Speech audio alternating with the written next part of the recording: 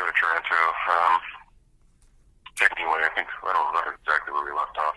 We're going to do some news. Real quick.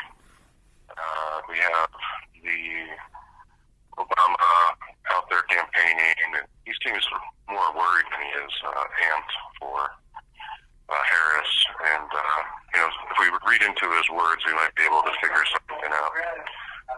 One of the best things we can analyze is when he's weirded out by stuff. I think he's just kind of coming up with excuses to be paranoid.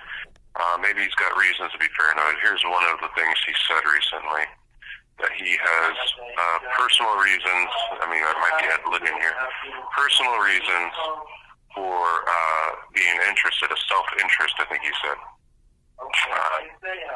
Because Trump has supposedly said that Obama's going to face the firing squads. So, I don't know where he's coming up with this stuff. But it's interesting stuff because, there's so many depths of levels here, so many. So we're going to explore a couple of them, these spectra, and we're going to look at some of the things that he's probably really worried about. If we go back through the past, we can kind of see some sort of semblance of this paranoia. Let's start with Obamagate. Who is this guy? Well, we'll all find out soon enough, so we're not going to go there yet. Let's go to the next one, Spygate. This is the whole Russia collusion thing, the rigged elections, and we're certainly about ready to re-explore some of that. So we'll start there with the Spygate stuff, and that's probably why he's worried. So, I don't know if we've ever really seen stuff like this in history. I think we have, but I don't think we've ever seen this end of it. But it's certainly coming still. I think he has reasons to be panicked. That's probably a pretty good one right there. We'll start there. So does he really have a self-interest in this, or is it just a nice excuse that he's coming up with for all the very serious series of crimes that he's knows that he's been caught in? So only time will tell. So we're going to move on because, there's not much time left. So we're going to just use this as we're going to use this to advance a little bit before some of this more earth-shattering news comes out. And let's see here. Well, there's some bad news. I have a psychic here, my roommate, and he says that he voted for Kamala Harris, and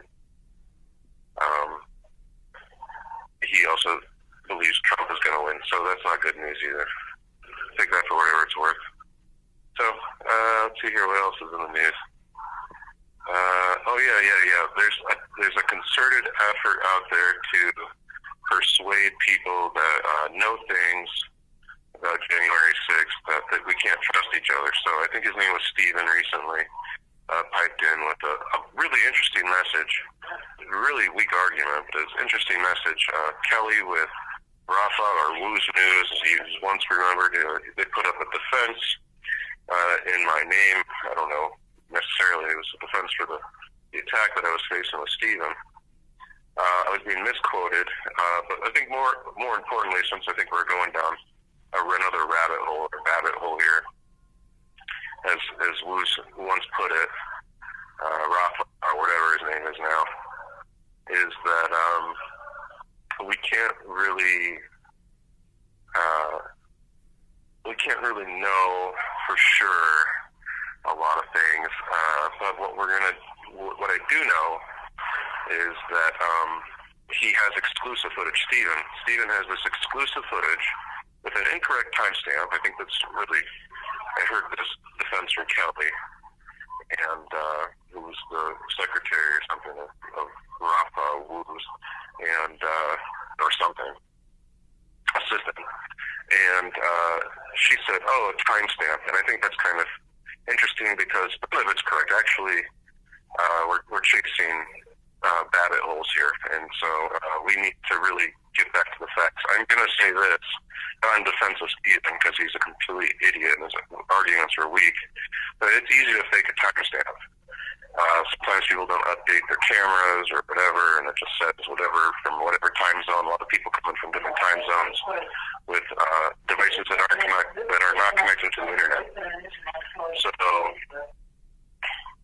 let's start there. So it doesn't really matter. It was after the shooting, supposed shooting of Babbitt, but that's not really the matter. What's the matter is no one's seen this footage. It's been clipped from everything, and now they're using it to attack what we call divide and conquer techniques and strategies between people that agree on certain things, like actually Babbitt not actually being shot in the Capitol. So if we just focus there, I think that's where the argument really ends. Kelly does put up a good defense and saying, I want to know what your motives are. That's very simple. It's divide and conquer strategy. So I'm glad that people aren't really falling for this stuff. It's a pretty weak argument saying, well, misquote, saying something I never said before, and then saying I somehow said it, trying to argue, and then, or even saying, well, it was a joke, and if that's the stem of your argument, then it's not a real argument, so we should stop talking about it. So they cut out this clip of me saying, I'm going to get my voice heard, basically. I don't remember. I think it's going to get posted on the site here soon, and you can judge it for yourself, because I think it's interesting. I think it's interesting that Stephen somehow got his hands on this stuff, knows who I am and what I'm arguing, and doesn't actually argue from what I'm arguing. Starts off with a red herring, and we're all, or what do you want to call it, scarecrow, and we're all attacking it. So let's just stop and just get to the points. If they're this scared and this panicked, then there's something really there. And what is it there? Let's skip through all the little details and go straight for the heart of it. Ashley Babbitt did not get shot in the Capitol. Ashley Babbitt, from my argument, now, not saying this is their argument, but this is certainly my argument, is we're getting really close, and I think she's an FBI agent, possibly more than just an FBI agent. And I'm going to release some stuff here, and it's important to keep an open mind to all this stuff. So not only FBI agent, but very interesting cover-up from the FBI, all the while trying to use the Mockingbird media, so CIA, FBI stuff.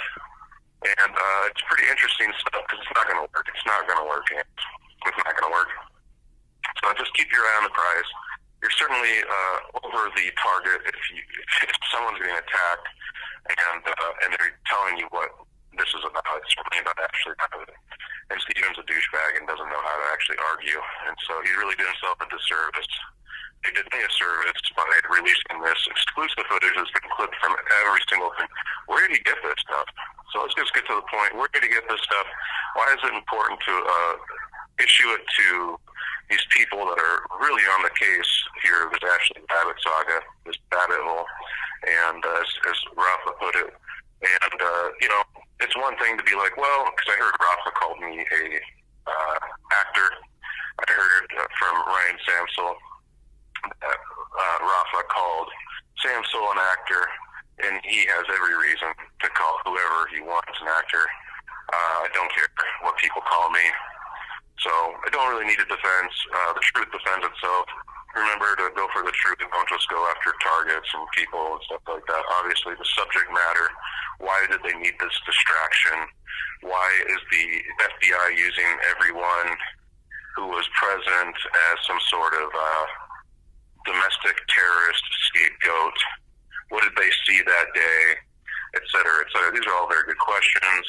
I know I've suggested in the past maybe Rafa Woos is a government, whatever, who cares?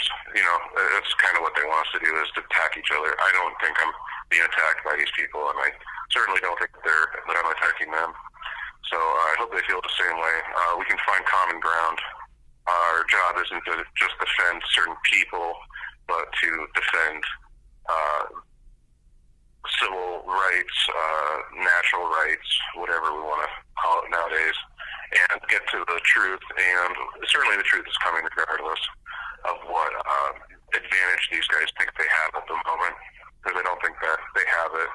And I think they're very scared of this election. I think they're very scared of Donald Trump. They're now calling him some sort of Nazi organizer because of a comedian. And we do comedy on this show, and I'm sure that I'm going to face a lot of this dumb shit too one day. Where, he said the word. Oh, he can't use it in any context. He's not black enough or whatever. So, doesn't really matter. I mean, is this America or is this not? Can we tell jokes anymore, whether people find it funny, racist, whatever? We're really fighting for these things where you can say stuff. I certainly attack rabid, racist, white supremacists, Nazis, neo-Nazis, fascists, whatever you want to call them on this network channel, whatever, and everyone has a right to say words, no matter what context or meaning they have, and this is America, and we're supposed to argue for that freedom, and I'm certainly going to allow people to attack me for whatever performance, even if I did or didn't say something, just like Trump, where they're saying, hey, do we have this footage of Trump saying the N-word on The Apprentice? Problem is, if they had it, they would release it.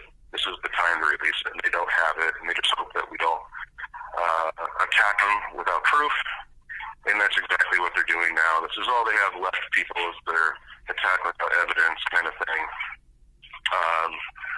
But it doesn't really matter if it's all for political reasons, and all they got to do is just say Nazi, Nazi, Nazi, and then cycle the news with Nazi, Nazi, Nazi instead of what we're actually all interested in talking about. So there's a lot going on, and let's not waste our time and breath on useless, mortal pieces of shit, whether they're complete narcissists like Obama or total weasels like Steve. So it's important that we give credible things credit and not just discredit everything, including things that have already been discredited, and starting off with rumors and innuendos and going off and downhill from there. So let's start with something credible, instead of just attacking people with name calling. The Madison Square Garden, 1930s, Hitler and blah blah blah, and Nazis were there. And, okay, where are the real Nazis?